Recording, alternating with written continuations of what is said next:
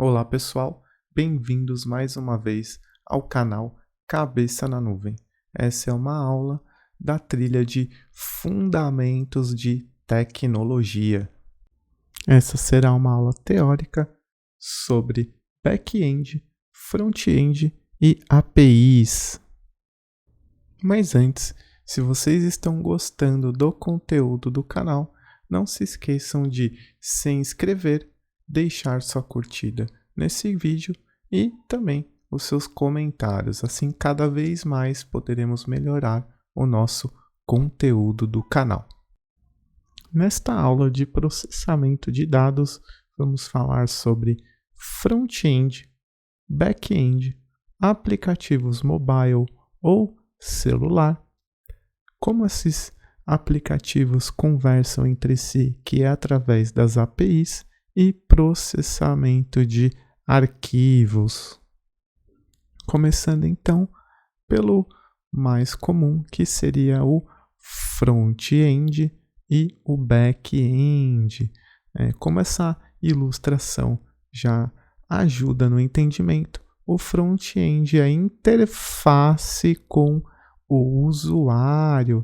Então, é o que está rodando no nosso browser, no nosso navegador web, e é a interface de apresentação para o usuário, a interface que o usuário interage, que clica, acessa links, vê vídeos e as funcionalidades da minha aplicação. E o back-end é onde o processamento daquele programa acontece, é onde está a lógica, a inteligência de negócio. Então, eu tenho um programa que é a camada de apresentação, que é o front-end, que nesta camada não tem nenhuma lógica e inteligência, é mais a apresentação e a interação com o usuário, e o back-end que efetua de fato todo o processamento, toda a inteligência acontece nos servidores, no back-end. Para entrar em maiores detalhes, vamos começar com o front-end, que é classificado como essa parte visual da aplicação, aquilo que nós, usuários, conseguimos interagir. Quem trabalha com front-end é responsável por desenvolver, por meios de código, uma interface gráfica, e normalmente as tecnologias utilizadas para desenvolver front-end web é as linguagens HTML, CSS e JavaScript. E para concluir esse contexto de front-end, é importante entender aonde ele é processado, onde ele roda. Todo front-end e este conceito, essa palavra front-end era para caracterizar as aplicações que rodam no nosso navegador web, que seria o Chrome, o Firefox, o Safari ou outros navegadores. Então, é um contexto de páginas web. E o back-end, como o próprio nome sugere, vem daquilo que tem um processamento por trás de uma aplicação. Então, por trás da interface que nós vemos e interagimos, temos o back-end, que efetua de fato todo o processamento real. Então, o front-end recebe as interações com o usuário, essa interface, e o back-end que de fato processa as informações e dá o resultado esperado para nós, usuários. Para que não fique tão abstrato, vamos dar um exemplo, Vamos usar, por exemplo, o Facebook, No dia a dia, os dados, as informações do seu perfil e também do perfil e dos posts, das publicações dos seus amigos, eles estão salvos, armazenados em bancos de dados. Então, quando você quando você entra no Facebook, a sua interface de usuário acessa ao back-end que processa as requisições para um banco de dados. onde todas as informações de usuários, dos seus amigos, são recuperadas, processadas e devolvidas ali para a interface gráfica. Ou seja, toda essa manipulação dos dados ocorre no back-end, nos servidores.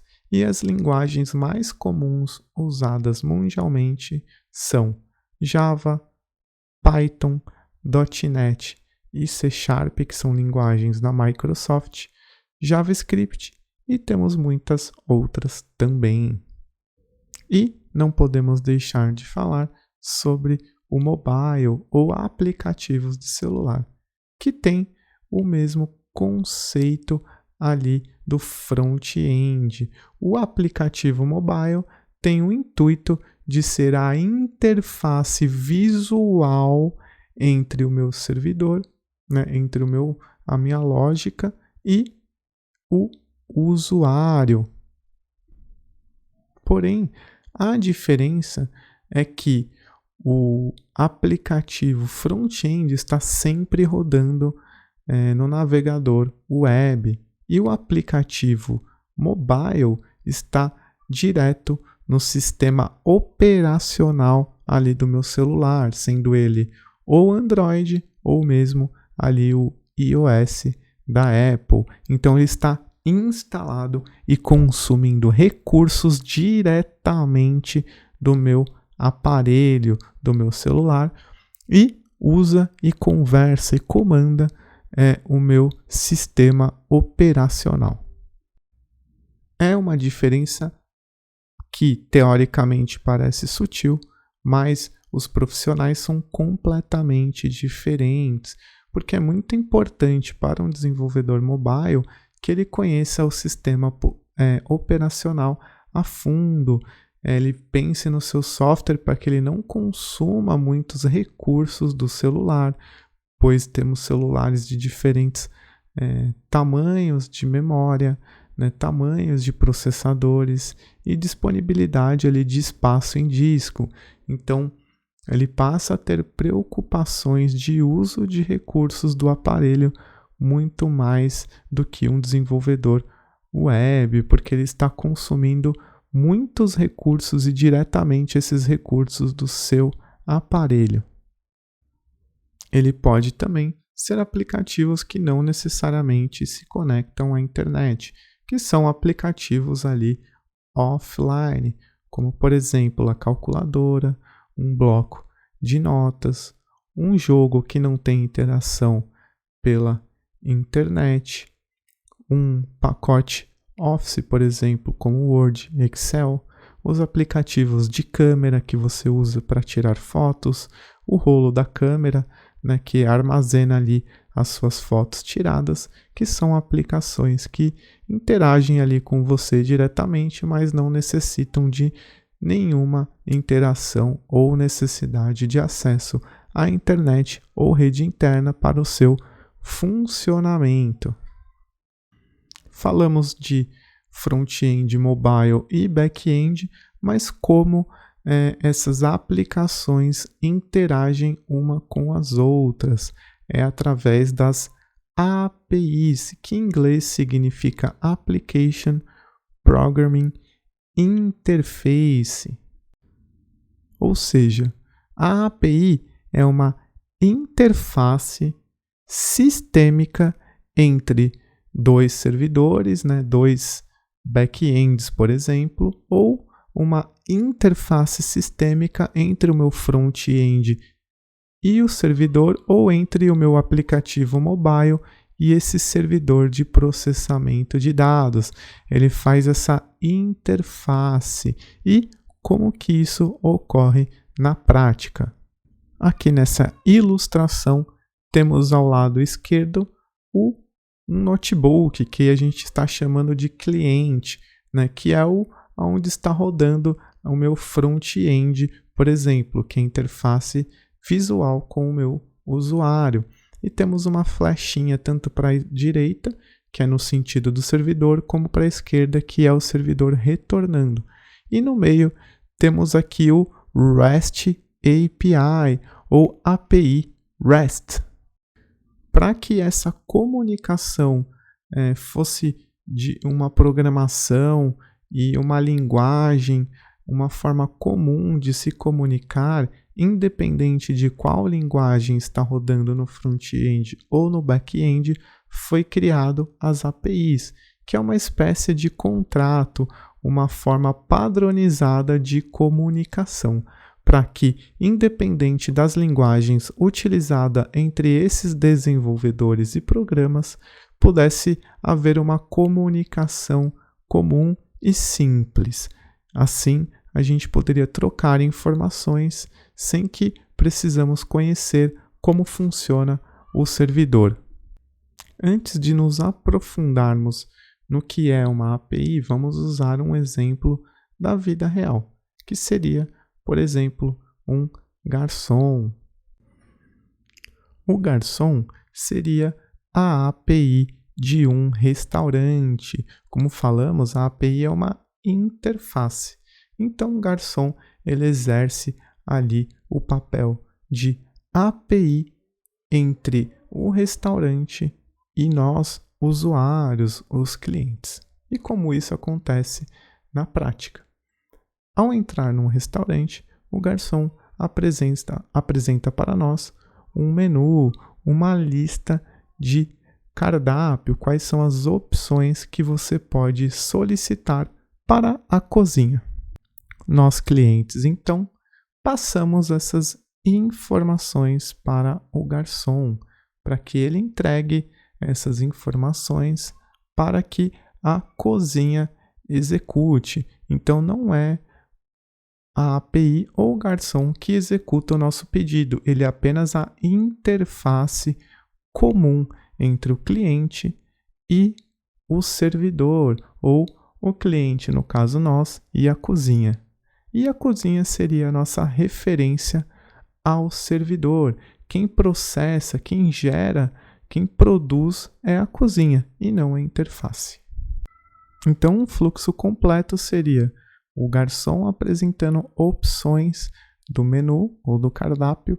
Nós passamos essas informações para ele, que anota este pedido em um papel ou num tablet e passa essas informações para o processamento no back-end, na cozinha. E depois a API vai lá e busca o resultado deste processamento, que é o prato pronto, e devolve a nós, clientes, assim como acontece no processamento também de dados. Para concluir esta analogia, quem que define o menu ou as opções da API? É sempre quem faz o processamento, quem produz o processamento, ou seja, o servidor, a aplicação do back-end ou ali a cozinha, né? Você não pode, num restaurante italiano, pedir, por exemplo, um taco, pois não vai ter esse tipo de produtos.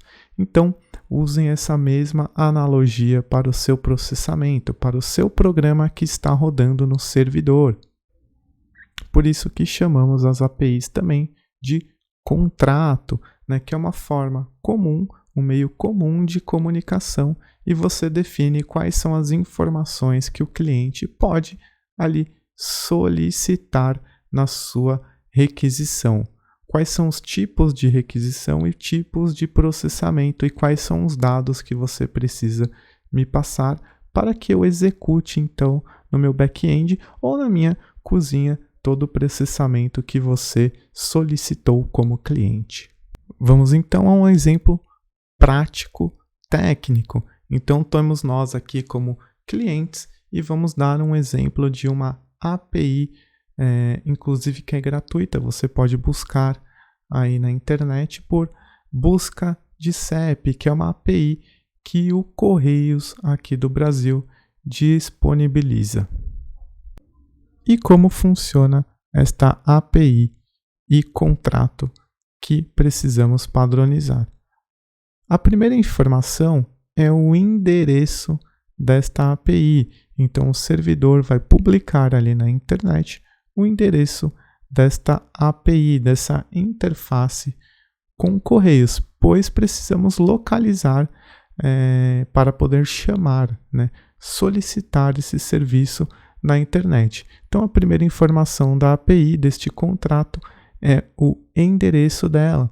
Como vocês podem ver, é bem parecido com um endereço comum, né? É correiosali.com.br/API/CEP. E, além do endereço, o servidor vai exigir informações para o processamento. Como esse serviço é de busca de CEP, o campo que precisamos passar ali no corpo desta chamada ou no body em inglês é o campo CEP. Como vocês podem ver, temos ali entre aspas CEP minúsculo e passamos o CEP sem dígito, né? Os 8 números de um CEP de qualquer região do Brasil.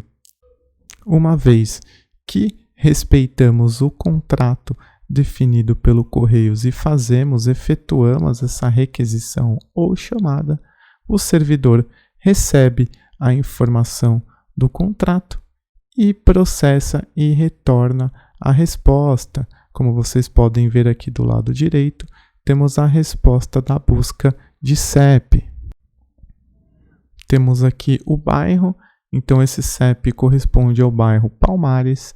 Ele devolve o CEP formatado com um traço, a cidade desse CEP que foi digitado, que é Belo Horizonte, algum complemento se existir, no caso esse CEP não tem complemento, o logradouro, que seria o nome da rua, Rua Professor Patrocínio Filho, e qual que é o estado ou o F, que é MG, representando Minas Gerais.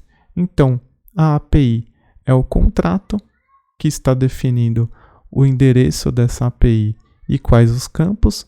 Passando um campo válido, o servidor processa e retorna essa informação para o usuário.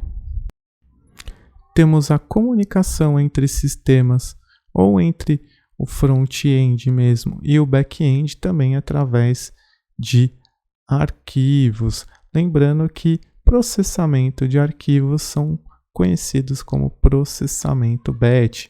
Em geral, temos arquivos com múltiplos registros e informações que são processadas ali pelo servidor. Eles são ainda assim muito utilizados, porém estamos cada vez mais caminhando para o uso de APIs, transações online individual. Mas, para alguns cenários, o processamento de arquivos ainda assim é necessário. Por exemplo, uma vez por ano declaramos o nosso imposto de renda ou IR, onde preenchemos todas as nossas informações, qual empresa trabalhamos, quanto ganhamos, se tivemos algum pagamento para médico, cadastramos tudo isso no programa da Receita Federal. Ao finalizar o processamento, o programa da Receita que está rodando no nosso desktop ou celular envia um arquivo com múltiplas informações, tudo que cadastramos aqui no nosso aplicativo e enviamos para a Receita, que vai fazer um processamento em lote de todos os brasileiros e estrangeiros e também empresas que enviaram todo o cálculo de imposto de renda. E outro exemplo de processamento em lotes é o processamento da folha de pagamento. Uma vez por mês, a nossa empresa ali, quando tem principalmente muitos funcionários, usa um sistema que faz toda a leitura da base de dados de funcionário e calcula o nosso salário, descontos, 13º, adiantamentos para efetuar esse pagamento ali mediante um banco. Após concluir esse processamento, a empresa envia um arquivo para o banco que ela possui relacionamento, para que também o banco processe esse lote de pagamentos, né? Ele não é individual. O banco recebe um arquivo com todos os pagamentos para os funcionários e esse processamento é feito em lote, em apenas um processamento único. Bom, pessoal, espero que vocês tenham gostado de mais essa aula sobre fundamentos de tecnologia. Espero que estejam gostando do nosso conteúdo. Não deixem de curtir e deixar o seu comentário. Muito obrigado.